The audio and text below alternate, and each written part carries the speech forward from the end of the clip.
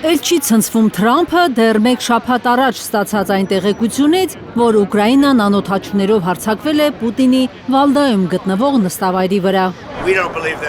Չեմ հավատում, որ այդ հարվածը եղել է։ Նախագահական օդանավում տեղի ունեցած շեպազրույցում ԱՄՆ նախագահը վստահեցրել է, թե ստուգել են տեղեկությունն ու պարզել, որ ուկրաինացիները չեն թիրախավորել Դաշնության նախագահի նստավայրը։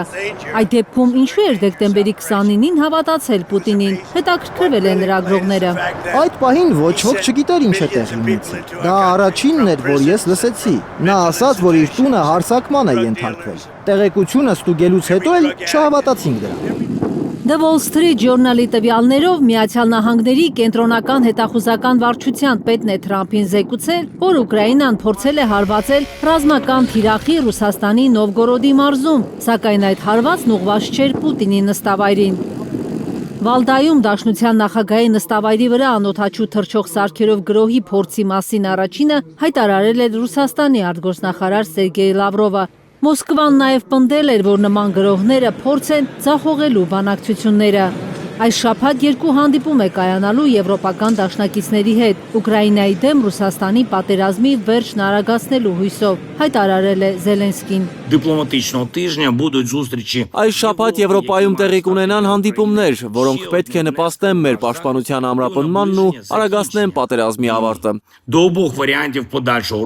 Ուկրաինան պետք է պատրաստ լինի երկու տարբերակի՝ դիվանագիտությանը, որին հետամուտ ենք, եւ ակտիվ պաշտպանությանը, եթե Ռուսաստանի վրա մեր գործընկերների ճնշումներն անբավարար լինեն։ Սակայն պատերազմը դադարեցնելու դիվանագիտական ջանքերը չեն կանգնեցնում գրոհային դրոնները։ Ռուսական անօդաչուները Կիևի շրջան են հասել։ Ըստ ուկրաինական կողմի ռուսական դրոնների հարձակումից Կիևի Օբոլոն շրջանում մասնավոր հիվանդանոց է վնասվել։ Հարձակման պահին կլինիկայում 26 մարդ է եղել, 2-ը զոհվել են, 4-ը վիրավորվել։ Բոլոր նրանք, ովքեր օգնության կարիք ունեն, ստանում են այն։ Իհարկե, ուկրաինացիները կվերականգնեն այս հիվանդանոցը։ Ուկրաինացիներն այդպիսին են, վերականգնում են ավերվածը։ Գիշերը 165 անօդաչու է հարձակվել, որոնցից մոտ 100-ը շահեդներ էին։ Ռուսական հակաօդային պաշտպանությունը 7 ժամում ուկրաինական 253 ԱԹՍ է խոցել Ռուսաստանի օդային տարածքում։ Մոտ 4 տասնյակ անօդաչու ոչնչացվել է Մոսկվայի ուղղությամբ։ Այս մասին հայտնել է Մոսկվայի քաղաքապետ Սոբյանինը։ Խերսոնի մարզում էլ անօդաչու թռչող սարքի հարձակման հետևանքով վիրավորված 12-ամյա երեխան տեղափոխվել է Մոսկվայի հիվանդանոց։ Երեխան թոքերի արհեստական շնչառությանը միացված, գտնվում է ինտենսիվ թերապիայի վերակենդանացման բաժնում։ Հետազոտում ենք, որից պարզ կլինի, թե ինչ բուժում կնշանակվի հետագայում։ Չի բացառվում նաև վիրահատենք երեխային։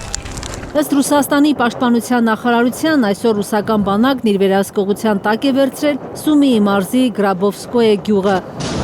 Ըստ պաշտոնական տեղեկության, վերջին 24 ժամում Ուկրաինայի զինված ուժերի ստորաբաժանումները հյուսիսային ռազմական շրջանի գոտում կորցրել են շուրջ 1300 զինծառայող։ Կարնե Մանգասարյան, Արմեն Ապրեսյան, Հայլուր։